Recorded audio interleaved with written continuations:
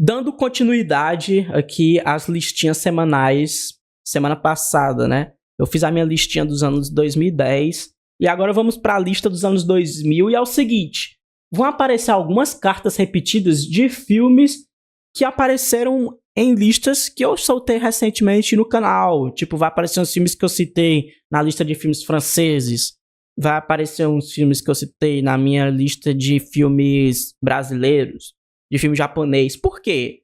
Porque são filmes que eu amo, né? Então, são legitimamente, tipo, alguns dos meus filmes favoritos da vida. Então, não tem porquê eu não colocar eles, né? Então, eu já falei deles recentemente, mas a partir da minha lista dos anos 90, aí eu vou começar a falar de uns filmes que eu não tenho falado com tanta frequência aqui. Digamos que eu estou montando o meu cânone, né? O meu Hulk cinéfilo coded, como eu falei, né? Os filmes que quando vocês baterem o olho, vocês vão lembrar de eu falando 50 vezes por live, né? Então vamos lá. Top 10. Começamos aqui em 10º lugar com Deja Vu, né? Deja Vu, dirigido por Tony Scott e protagonizado por Denzel Washington, que eu sempre defendo aqui como um dos melhores filmes de ação já feito, né? Uma coisa que eu acho incrível nesse filme é o fato dele pegar uma coisa, um tema, que é tão caro ao cinema de ficção científica, porque esse filme também é uma ficção científica, que é viagem no tempo. E aí é engraçado, porque quando as pessoas veem um filme de viagem no tempo, elas ficam tentando imaginar como que aquilo faz sentido, né? Então a viagem no tempo, ela tem que fazer sentido, ela não pode ter nenhum paradoxo, ela não pode ter nenhum furo de roteiro. E eu acho esse filme um dos melhores usos de viagem no tempo no cinema. Não porque ele faz sentido, mas porque ele é usado pra ser visualmente instigante, sabe? É a viagem no tempo que ela é usada de forma estilística pra ser foda, irmão. Pra você ver uma cena de perseguição de carro em que você vê a perseguição acontecendo ao mesmo tempo no presente e no passado.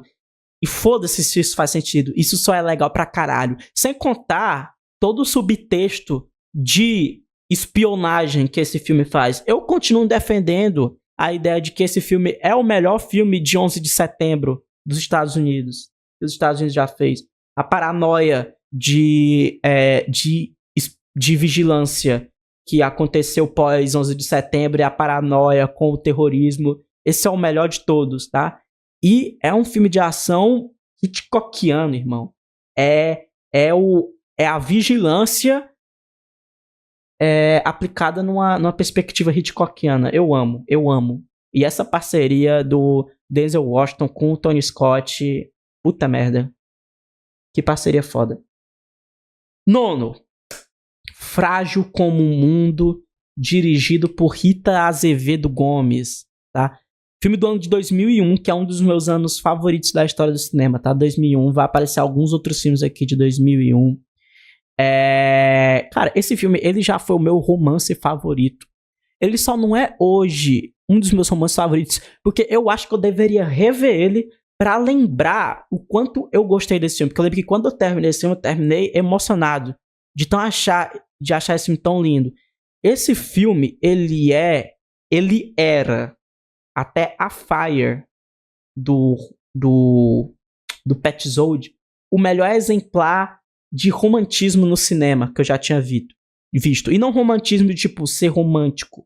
Romantismo do movimento artístico do romantismo, que envolve, né, o amor romântico, mas envolve outras características, né, do movimento artístico do romantismo.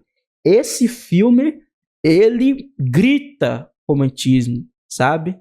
É o amor romântico em contato com a natureza, essa coisa idealizada, esse melodrama, todas as características do que é essa escola artística brilhante. Eu amo, tá? 9. A Prisioneira, da Chantal Akerman, que eu já indiquei aqui algumas vezes, tá? Enfim, mais um filme aí, né? Hitchcockiano. Esse que é uma releitura às avessas do Vértigo. é o Vértigo, só que subvertendo o male gaze, né? A Prisioneira. Já falei dele na minha lista de melhores filmes franceses e também eu acho que na minha lista de melhores filmes que eu vi no ano passado, alguma coisa assim, enfim, incrível. Mais uma vez, eu acho fascinante como a Chantal ela subverte essa perspectiva do male gaze. Ao colocar um homem como protagonista, o que não é comum na filmografia da Chantal Akerman, porque geralmente as protagonistas delas são mulheres, ela coloca o homem como protagonista e esse olhar do homem pra mulher, pra figura feminina, aprisiona a figura feminina, mas também aprisiona o próprio homem a partir desse male gaze. Incrível esse filme. Filme sobre paranoia também. Adeus Dragon Wing, e eu não sei por que as letras elas estão pontudas, né? Mas aí tem Adeus Dragon Wing, que também é um filme que eu adoro. Achei que A Prisioneira estaria mais alto. Então, foi muito difícil de fazer essa lista, velho. É muita obra-prima, assim. A partir do top 6 é tipo filmes que eu basicamente amo na mesma intensidade como esse, Adeus Dragon Wing. Inclusive, eu sempre indico você fazer uma sessão dupla com o filme Dragon Wing, né? O que é Adeus Dragon Wing? Adeus Dragon Wing é um filme sobre algumas pessoas que elas vão ver o filme Dragon Wing, que é um filme de ação chinês dos anos 60, de Hong Kong. E elas vão ver nesse cinema abandonado, cheio de goteira e que ninguém frequenta numa noite chuvosa. E aí o filme acompanha essas pessoas. Filme de silêncio, filme de explorar espaços abandonados, de explorar cantos históricos que hoje não são mais tão ocupados, mas que existem os fantasmas ali, sabe? Existe um fantasma auro desse cinema de ação de Hong Kong dos anos 60 que ainda reverbera para essas figuras nos anos 2000, sabe? É incrível isso. Como essas coisas ressoam, como essas coisas voltam e como o Tsai Ming-liang ele trabalha essa solidão que existe nisso, essa solidão urbana. É o cineasta que melhor trabalhou solidão urbana, Tsai Ming-liang, no cinema. Conto de cinema. Falando de solidão, tá aqui também um outro que eu sempre comento. Conto de cinema do Hong Sang-soo. O melhor filme dos anos 2000 do Hong Sang-soo. Eu acho uma boa porta de entrada pro cinema dele. Meio que quase todos os temas que ele vai trabalhar nos próximos 20 anos de carreira, né? E que ele já trabalhava antes disso, mas que nesse filme ele condensa muito bem aqui a questão da metalinguagem, a solidão urbana e como esses personagens eles se encontram e eles se abraçam por se sentirem solitários, né? Essa mistura de melancolia com beleza que existe no cinema dele, né? Incrível, conto de cinema. Mas é pesado esse filme, hein? Esse filme é pesado. Tipo assim, se você tem gatilho e tal, porque ele trabalha de um tema pesado, que é o suicídio, mas eu acho que ele trabalha muito bem. Edifício Master, Eduardo Coutinho, tá? Filme de 2002. O melhor filme brasileiro de 2002 não é Cidade de Deus, é Edifício Master. Eu já falei aqui o quanto esse é o meu filme favorito do Eduardo Coutinho, porque o Eduardo Coutinho ele tem aquela faceta do cinema político que a gente vê, né, no Cabra Marcado pra Morrer, no Peões. Mas o que transforma o cinema do Coutinho tão especial e que eu já falei aqui são as pessoas, né? E esse filme é um filme sobre as pessoas e sobre suas histórias, né? Melhor filme do Coutinho pra mim e um dos melhores anos 2000. Outro filme brasileiro, Garotas do ABC, que eu reassisti no Dia do Cinema Brasileiro, meu filme favorito do Reichenbach. Sim, não entra Falsa Loura na minha lista, mas entra Garotas do ABC. Porra, esse filme ele representa o que é São Paulo, né? Puta merda. São Paulo não, né? São Paulo / ABC Paulista. Essa megalópole aí em que existem todo tipo de pessoa misturada em um canto só e como isso gera tensões políticas e ideológicas e raciais. E esse filme sabe trabalhar como poucos isso. Todo crescendo que ele vai tendo até chegar ao final. É brilhante.